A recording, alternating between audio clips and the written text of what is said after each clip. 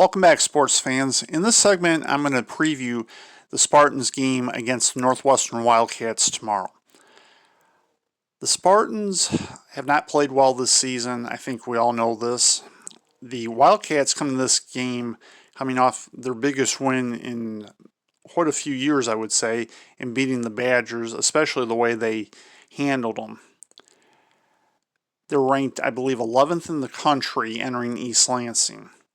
And while the Spartans lead the overall series, and I believe it's 64-18, if I recall correctly, the Spartans have lost 3 of the last 4 to the Wildcats, albeit they won last year in Evanston.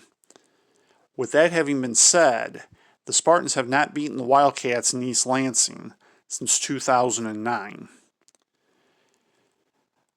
So what does that mean for tomorrow? I think the Spartans, if I'm right, they've had 2 weeks to prepare for this game. They ought to come out a lot better than they have for any game this season. But bear in mind, they had a lot of time to prepare for their opening game against the Scarlet Knights of Rutgers and came out pretty flat in the first half, and flat enough that it cost them the game. So even with 2 weeks to prepare, is that going to be enough to change things to the point where they might have a chance to beat the Wildcats? I don't know. However, I do think it's better that they've had the 2 weeks to prepare than if they just had the 1, especially with Thanksgiving occurring. And one thing that Bo Schembechler always said is it's tough to prepare over Thanksgiving holiday. I think, if I'm right, this will work to the Spartans' advantage. Question is, will it be enough of an advantage for them to upset the Wildcats? While history is on the Spartans' side, recent history isn't. And the Wildcats, for the most part, have been pretty good with Pat Fitzgerald as their head coach.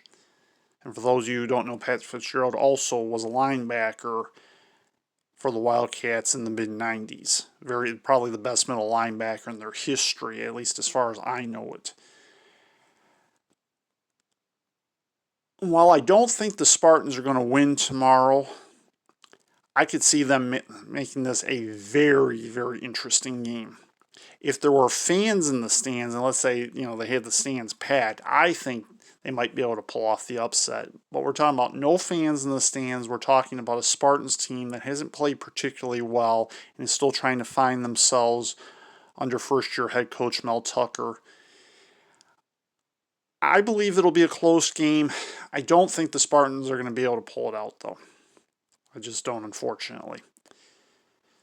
But we'll see what happens.